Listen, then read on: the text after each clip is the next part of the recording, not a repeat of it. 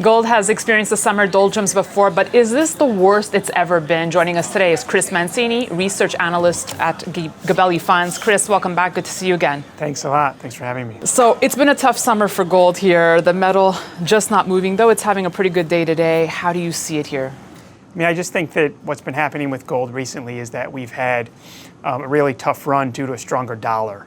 The stronger dollar has really been due, I think, to this kind of trade war that's been going on between the U.S. and China. And so it's really been a haven trade.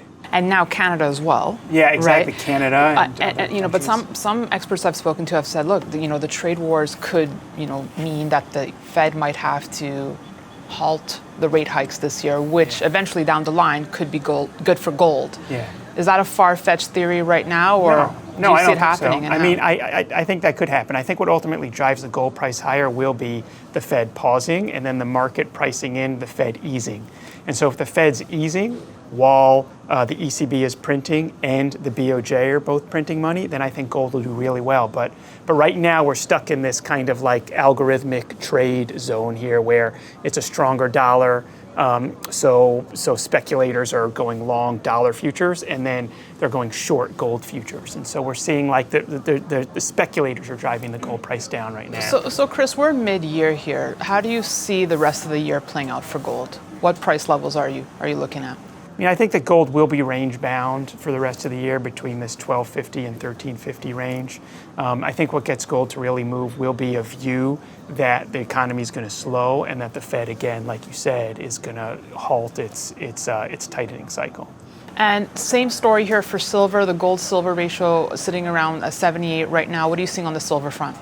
Same thing with silver. I mean, the marginal demand from silver comes from investment demand primarily in the U.S., and so that's the marginal demand. So if the gold price picks up, then I think the silver price will pick up. I think what gets that ratio to decline will be the gold price going through like $1,400 an ounce, and then people waking up and U.S. retail waking up and then coming in and buying $1,400 sounds so far away right now, Chris. It does. No, I mean, it does. But I think we'll get there. I mean, I think, again, like we have to go through, it's range bound. And then once the Fed stops, we start to go higher. And then eventually we have to go through 1,400. So is this a buying opportunity for gold investors?